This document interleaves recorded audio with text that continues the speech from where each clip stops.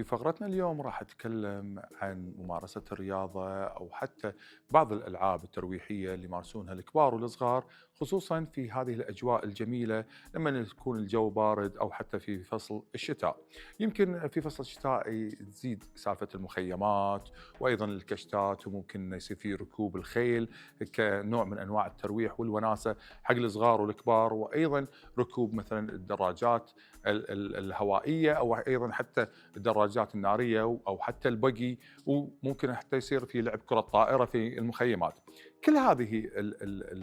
الانشطه الرياضيه والترويحيه كلها مناسبه، واحنا دائما ندعو ان يصير فيها تغيير ووناسه، وايضا مفيده من الناحيه الاجتماعيه بين الكبار والصغار وخصوصا بين الاهل. لكن يجب علينا بهذه الفتره ان احنا نكون حذرين نوعا ما في ممارسه كل هذه الانشطه الرياضيه وايضا الترويحيه. مثلا ركوب الخيل، يجب علينا احنا ننتبه ان يكون مسار الخيل ما في اي عوائق ممكن يساعد على السقوط. ايضا حاله الحصان اللي نكون احنا راكبين عليه ممكن ما يكون في هيجان او مثلا يؤدي الى حركه معينه تساعد على السقوط، وخصوصا ان اذا اللي راكبين فوق الخيل غير محترفين وممكن يكونون من صغار السن، فيجب علينا نحن ننتبه على هذه الامور. وايضا بعض المستلزمات اللي تكون موجوده على الخيل مثل السرج يكون ثابت بشكل جيد، وايضا المكان اللي احنا نحط فيه الحذاء يجب ان ايضا يكون ثابت نوعا ما على اساس لا تصير حاله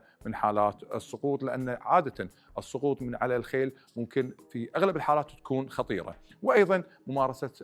كره الطائره مثلا نوعا ما ممكن ان هي تاثر تاثير سلبي اذا ما واكبتها او بدايتها تكون في عمليات احماء للجزء العلوي بالتحديد، وايضا الجزء السفلي على اساس تصير بعض الاصابات الرياضيه. واخيرا ممكن يكون ركوب مثلا الدراجات الناريه او حتى البقي، لازم احنا نحطه في سرعه معينه، ما تكون سرعه كبيره جدا، خصوصا ان اذا الصغار في العمر مو محترفين او ما يعرفون او مو متعودين على ركوب البقي، لازم تكون عندهم الملابس جيده ما تتعلق مثلا في البقي، والحذاء وانتم بكرامه يكون مناسب للبقي على اساس لا